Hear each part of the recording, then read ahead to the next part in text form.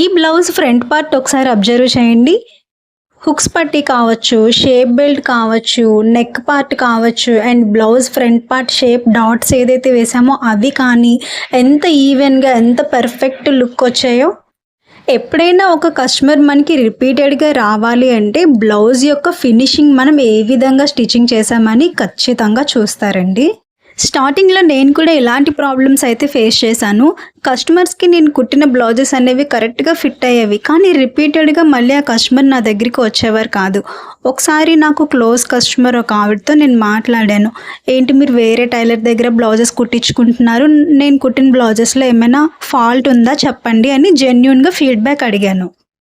అప్పుడు ఆ కస్టమర్ అన్నారు, ఫిట్టింగ్ అంతా బాగానే ఉంటుంది కానీ ఫినిషింగ్ నచ్చట్లేదు బ్లౌజ్ అని చెప్పారు. మీరు అందులో కనుక కొంచెం క్వాలిటీగా కుట్టి ఇవ్వగలిగితే మేము మీ దగ్గరే బ్లౌజెస్ ఇస్తాము అని చెప్పారు.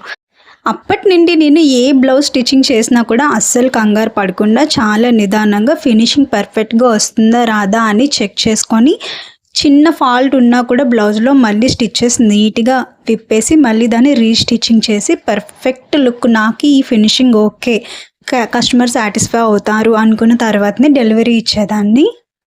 సో ఇలాంటి బిజినెస్లో ఎలాంటి చుట్టరికాలు అనేవి అస్సలు వర్కౌట్ అవ్వవు. ఎంత క్లోజ్ కస్టమర్ అయినా కానీ వర్క్లో ఫినిషింగ్ క్వాలిటీ అంతా బాగా నచ్చితేనే మనకి రిపీటెడ్గా వర్క్ అనేది వస్తుంది.